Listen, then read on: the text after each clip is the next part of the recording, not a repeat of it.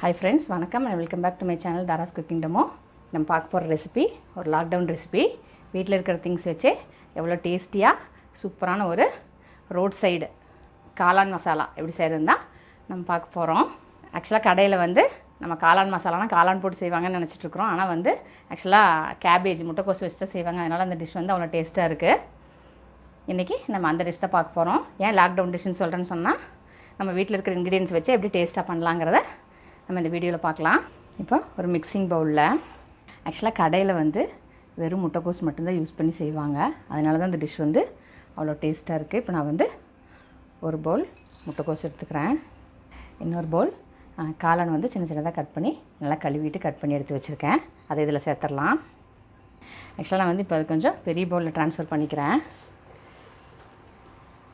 அது கூட ஒரு கப்பு மைதா மாவு சேர்த்துக்கிறேன். அரை கப் அரிசி மாவு சேர்த்துக்கிறேன். ஒரு 4 டீஸ்பூன் கார்ன்ஃப்ளவர் மாவு சேர்த்துக்கிறேன். 1.5 டீஸ்பூன் மிளகாத்தூள், 3/4 டீஸ்பூன் தனியாத்தூள், அரை டீஸ்பூன் கரம் மசாலா தூள், 1 டீஸ்பூன் இஞ்சி பூண்டு பேஸ்ட்டு,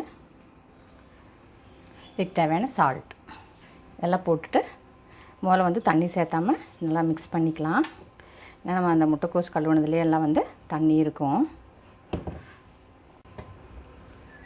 நல்லா மிக்ஸ் பண்ணிவிட்டு இப்போ தண்ணி கொஞ்சம் கொஞ்சமாக சேர்த்தி நல்லா கெட்டி பதமாக வடைக்கு மாதிரி இருக்கணும். ரொம்ப தண்ணியாகிடக்கூடாது.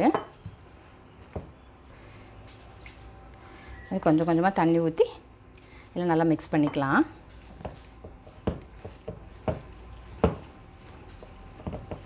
இப்போது கன்சிஸ்டன்சி இந்த மாதிரி இருக்கணும். நம்ம எடுத்து இப்படி எண்ணெயில் போட்டு பொரிச்சு எடுக்கிற மாதிரி இருக்கணும். ரொம்ப வாட்டரி ஆகிடக்கூடாது. இப்போது பொரிக்கிறதுக்கு எண்ணெய் நல்லா காஞ்சி ரெடியாக இருக்குது. கொஞ்சம் டீப் ஃப்ரை பண்ணுற மாதிரி எண்ணெய் கொஞ்சம் நிறைய வச்சுக்கோங்க. நல்லா மாவு எடுத்து இந்த மாதிரி நம்ம வடை மாதிரி ஷேப்பாக தட்டணும் அப்படிலாம் கிடையாது.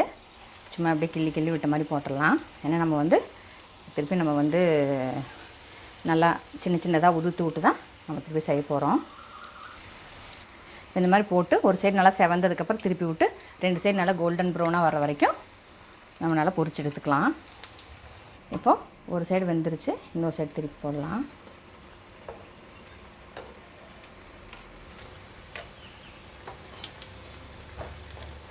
இந்த சைடும் இதே மாதிரி நல்லா வேகட்டும். இப்போ இந்த சைடுமே நல்லா வெந்துருச்சு. இதை நம்ம எடுத்துடலாம் எண்ணெயிலேருந்து. இந்த மாதிரி ஒரு டிஷ்யூவில் வச்சிடலாம்.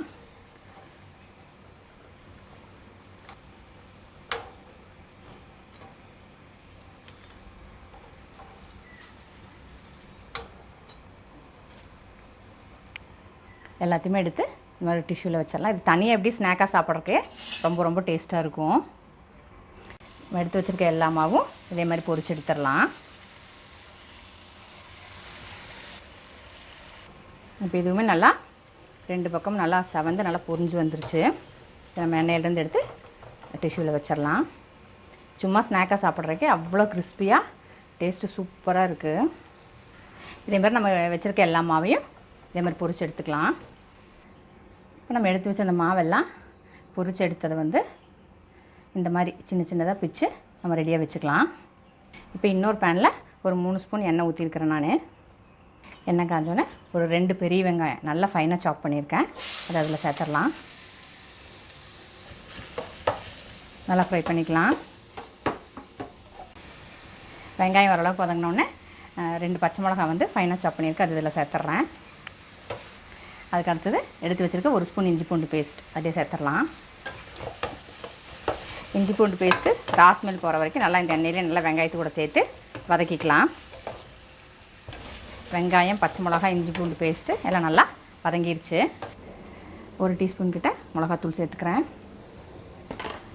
3/4 டீஸ்பூன் கிட்ட தனியாத்தூள், சும்மா கலருக்காக 1/4 ஸ்பூன் கிட்ட மஞ்சத்தூள் சேர்த்துக்கிறேன். 1/4 ஸ்பூன் கிட்ட கரம் மசாலா தூள் சேர்த்துக்கிறேன். நம்ம அது பொரிச்சதுலேயும் உப்பு போட்டிருக்கோம். அதனால் உப்பு பார்த்துட்டு இதுக்கு அளவாக உப்பு போட்டுக்கிறேன். இப்போ இதெல்லாம் ஒன்றா இது கூட நான் மிக்ஸ் பண்ணிக்கிறேன். அந்த எண்ணெயிலே கொஞ்சம் வதங்குற மாதிரி. இதில் ஒரு 1/2 ஸ்பூன் சோயா சாஸ் சேர்த்துடலாம். இது வந்து டார்க் சோயா சாஸு. உங்களுக்கு லைட் சோயா சாஸ் இருந்தாலும் ஒன்றும் ப்ராப்ளம் இல்லை. ஒரு ஸ்பூன் கிட்ட வினிகர் ஊற்றிடலாம். 1 spoon tomato sauce, 1 spoon chilli sauce எல்லாம் சேர்த்துட்டு நல்லா மிக்ஸ் பண்ணிடலாம். இல்லை இப்போ ஒரு 1/4 டம்ளர் கிட்ட தண்ணி சேர்த்துக்கிறேன். தண்ணி சேர்த்துட்டு நல்லா கலந்து விட்டுடலாம். நல்லா ஒரு கொதி வரட்டும். கொதிக்குது. நான் வந்து ஒரு 2 ஸ்பூன் கார்ன்ஃப்ளவர் எடுத்து நல்லா தண்ணியில் இப்படி லூஸாக அப்படி கலக்கி வச்சுருக்கேன். அது வந்து ஒரு 2 ஸ்பூன் கிட்ட இதில் சேர்த்துட்றேன். நல்லா கலக்கி விட்டுறலாம். இது ஊற்றினோடனே கொஞ்சம் கெட்டியாகும். இது எதுக்காக ஊற்றுறதுனா அந்த ஒரு கெட்டியாக அந்த ஒரு கிரேவி கன்சிஸ்டன்சி வரக்காக தான் நம்ம அது சேர்த்துறது. அந்த கார்ன்ஃப்ளவர் இது அது சேர்த்திட்டு கொஞ்சம் கலக்கி விட்டே இருக்கலாம். நல்லா கெட்டியாகி நல்லா ஒரு கிரேவி மாதிரி வந்துருச்சு. இதில் நம்ம பிச்சு வச்சுருக்க அந்த இதை அப்படியே சேர்த்துடலாம்.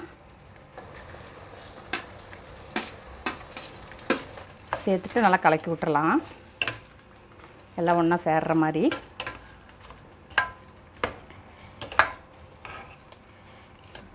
எல்லாம் நல்லா சேர்த்தியாச்சு. கன்சிஸ்டன்சி அவ்வளோ சூப்பராக இருக்குது. இப்போ கடைசியாக மேலே சாப் பண்ணி வச்சுருக்க கொத்தமல்லி தழை தூவிடலாம். மிக்ஸ் பண்ணிடலாம். டிஷ் முடிஞ்சது. ஸ்டவ் ஆஃப் பண்ணிடுறேன். இப்போது பிளேட்டிங் பண்ணிடலாம். இந்த மாதிரி ஒரு பவுலில் நான் எடுத்து வைக்கிறேன். வீடியோ யூஸ்ஃபுல்லாக இருந்திருக்கும்னு நினைக்கிறேன். வீடியோ பிடிச்சா லைக் பண்ணுங்கள், ஷேர் பண்ணுங்கள், கமெண்ட் பண்ணுங்கள். மறக்காமல் சேனல் சப்ஸ்கிரைப் பண்ணிடுங்க. இப்போ பிளேட்டிங் பண்ணிவிட்டு இது மேலே வந்து ஆனியன்ஸ் தூவிடுறேன். கொஞ்சம் கொத்தமல்லி தூவிடுறேன். சேனல் மறக்காமல் சப்ஸ்கிரைப் பண்ணிடுங்க. இன்னொரு வீடியோவில் மீட் பண்ணுறேன். until then stay blessed and be happy always. Thank you.